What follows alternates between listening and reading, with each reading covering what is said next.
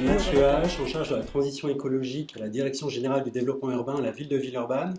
Pour ceux qui ne connaissent pas Villeurbanne, on en a un petit peu parlé ce matin, c'est une ville de 158 000 habitants à l'est de la métropole, un territoire en plein développement. Je ne suis pas forcément spécialiste des questions d'eau, mais je voulais évoquer des initiatives du territoire qui concernent l'eau.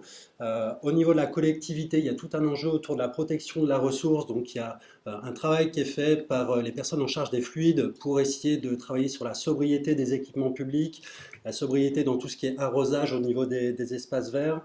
On a aussi des piscines effectivement qui sont fortement consommatrices, donc il y a un travail qui est fait sur ces équipements-là. Il y a aussi une réflexion au niveau de nos services espaces verts pour essayer de travailler sur des essences végétales qui consomment moins d'eau. Donc voilà, il y a un volet sobriété et diminution, contrôle en tout cas des consommations d'eau au niveau de la collectivité. Il y a tout un volet accès à l'eau, donc volet social dont on vous a parlé tout à l'heure avec les bains-douches. Et il y a toute une politique sociale et d'hospitalité de la ville de Villeurbanne qui consiste effectivement à proposer de l'eau dans l'espace public, notamment pour les personnes sans domicile et sans logement décent. Et le sujet sur lequel moi je souhaitais mettre l'accent ce matin, c'était la question de la surchauffe urbaine, des fortes températures en ville. En 2016-2017, il y a une étude qui a été réalisée avec Tribu, qui a permis de cartographier sur la ville de Villeurbanne les îlots de chaleur et de repérer du coup les quartiers, les îlots qui étaient les plus soumis aux très fortes hausses de température. Et à partir de ce constat-là, il y a différentes réflexions qui sont en cours au niveau de la ville. Il y a effectivement un enjeu, enfin, c'est la petite photo que vous avez en haut à droite, de voir comment proposer des points d'eau, des espaces de rafraîchissement dans les différents parcs et dans la ville.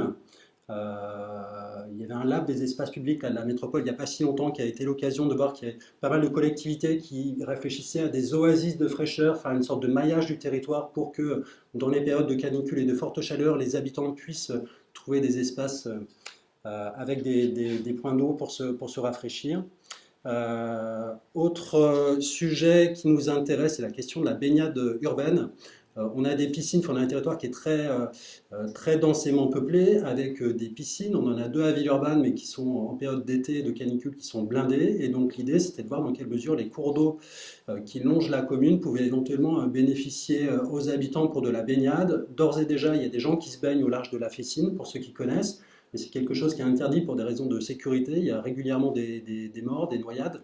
Mais il y a quand même une étude qui a été réalisée par la métropole qui est en cours pour voir dans quelle mesure on pourrait se baigner sur le territoire, que ce soit dans le canal de Jonage ou le long du Rhône. Et pour notre territoire Villeurbanne, ça s'annonce compliqué pour des questions de courants qui sont trop dangereux, très dangereux. Et puis par rapport à des questions de qualité de l'eau avec la station d'épuration de la Fessine aussi, qui peut rejeter parfois des polluants et du coup la qualité de l'eau est pas terrible, donc c'est une porte, enfin pardon, ça va peut-être ça vient. Mais du coup voilà, on espérait pas mal de ces possibilités de baignade naturelle et sur notre territoire c'est plus compliqué qu'on pouvait l'espérer. Et puis je vous ai mis une photo là en bas à droite d'un quartier de Villeurbanne, un futur quartier de Villeurbanne, c'est la ZAC Gratte-Ciel, c'est un des grands projets urbains du territoire. Le centre-ville de Villeurbanne va être doublé. Et dans ce cadre-là, il y a des constructions qui sont prévues. Et donc là, c'est un des macro-lots de la ZAC. Et ce macro-lot va être rafraîchi notamment via de la géothermie. Et donc la géothermie peut constituer une piste intéressante. Donc c'est juste la partie inférieure du bâtiment, rez-de-chaussée, R+1, enfin tout ce qui est socle commercial qui va être rafraîchi via la nappe, échange de température avec la nappe.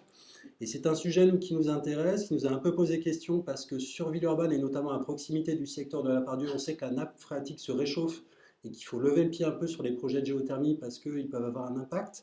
Mais sur le reste du territoire villeurbanais, potentiellement, ça peut être une solution pour essayer de rafraîchir un petit peu la ville en période estivale. Donc, la deuxième diapo, c'était... ouais, ça c'était pour vous parler des imperméabilisations, enfin ville perméable, pour notamment rafraîchir l'espace public avec un enjeu de lutte contre les îlots de chaleur, aussi de renforcer la biodiversité au niveau des sols et puis de contribuer éventuellement à la recherche de la nappe, même si j'ai entendu que ce n'était pas toujours le cas quand l'eau tombait, elle n'arrivait pas forcément jusqu'à la nappe. Mais, voilà, donc en termes de... Je vais me tourner parce que du coup je ne vois pas l'écran. En termes de désimperméabilisation, il y a beaucoup de projets sur le territoire qui visent justement à accélérer cette désimperméabilisation et de recherche de pleine terre. Sur Villeurbanne, c'est ce que vous voyez en haut à gauche, il y a des très grands projets d'infrastructures de transport. Il y a 2 nouvelles lignes de tram qui sont prévues, T6, T9, un bus à haut niveau de service entre Pardieu et Vanvelin qui est programmé. Il y a des projets de voies lyonnaises et le long de toutes ces grandes infrastructures, enfin ces infrastructures sont l'occasion de végétaliser tout le long de ces axes-là, et donc c'est quelque chose plutôt d'intéressant pour la collectivité qui peut constituer des continuités écologiques et végétales qui pour nous sont intéressantes.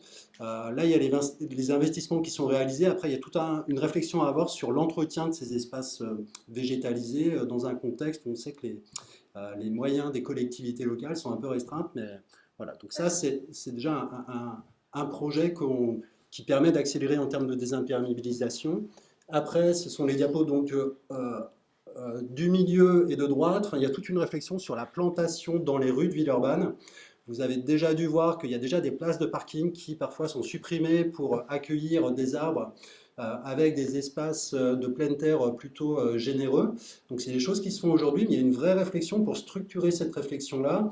Il y a un travail qui est fait par notre service en charge de la stratégie végétale en lien avec l'Agence d'urbanisme de Lyon, une démarche qui s'appelle Planter les rues, pour réfléchir du coup à une stratégie de plantation dans les différentes rues de Villeurbanne, prenant en compte justement tout ce qui est îlots de chaleur dont je vous ai parlé tout à l'heure, présence des réseaux, quels sont les secteurs aussi qui sont les plus fréquentés, dans lesquels il y a le plus d'habitants qui pourraient en bénéficier, et puis la question des continuités écologiques aussi. Donc là, ce travail-là est en cours en lien avec la métropole de Lyon, et l'idée c'est de pouvoir avoir une stratégie, une planification dans les prochaines années qui nous permettent de savoir que on va végétaliser très concrètement 2025 telle rue, 2026 telle autre, et qu'à terme ça nous permettra de disposer d'un réseau cohérent au niveau du territoire.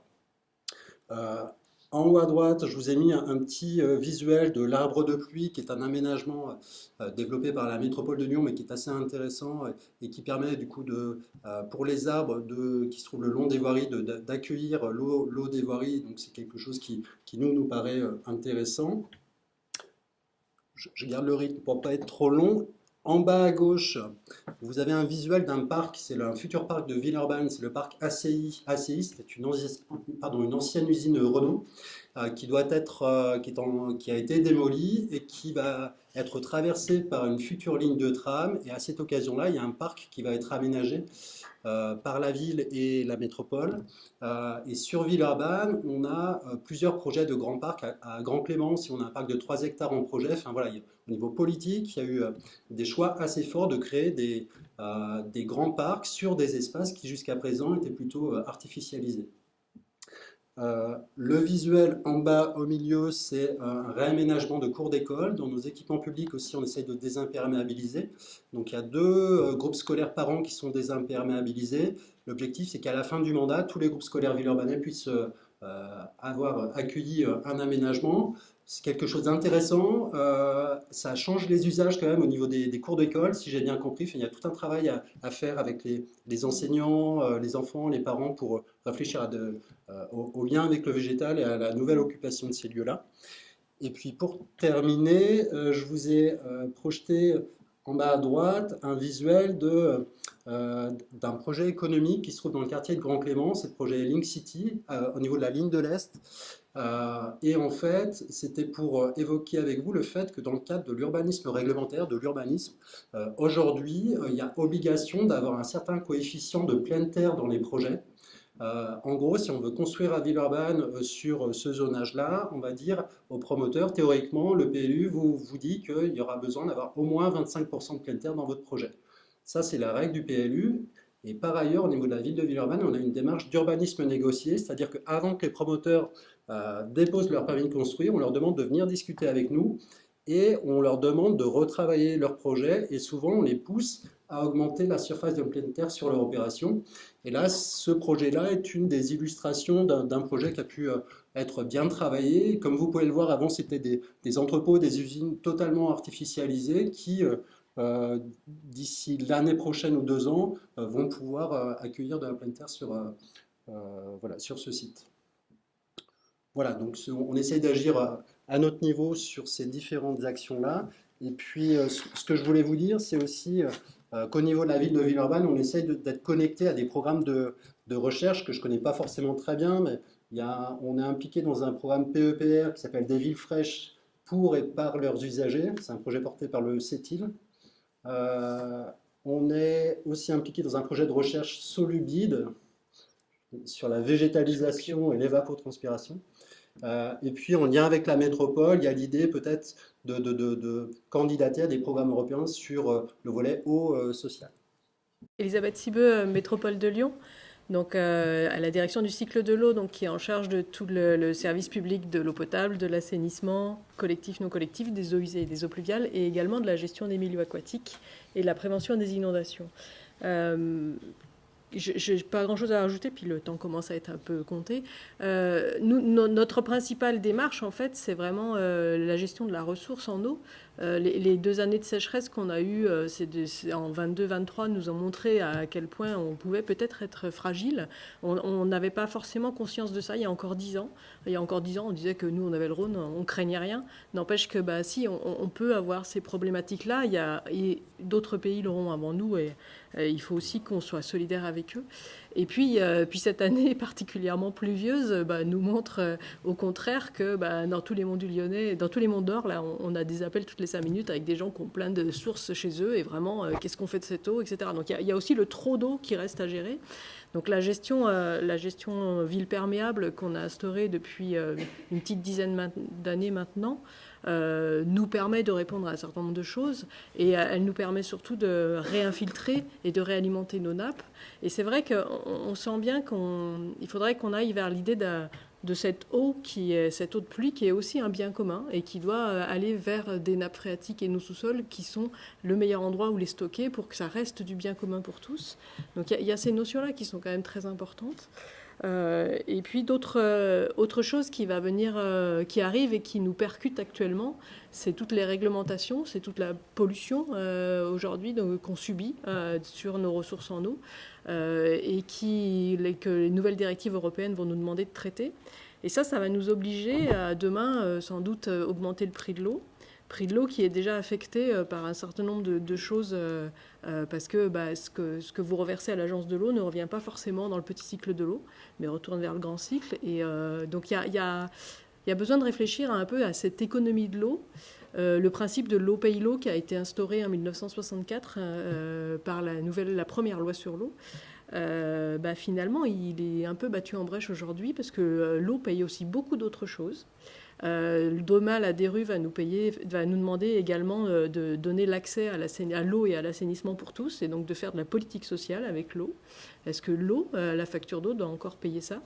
Il y a des vraies questions économiques en fait qui arrivent très vite là, et auxquelles il faut aussi qu'on interpelle les scientifiques pour nous aider à trouver d'autres pistes et à réfléchir différemment. Peut-être qu'il faut qu'on sorte de ce système de l'eau paye l'eau, peut-être qu'il faut qu'on le renforce, qu'on l'accepte. Et en tout cas, il faut qu'on aille interroger en concertation nos usagers sur leur consentement au prix à payer demain, parce qu'on peut arriver jusqu'à doubler le prix de l'eau. Et ça, c'est une très forte inquiétude aujourd'hui pour tous ces services-là.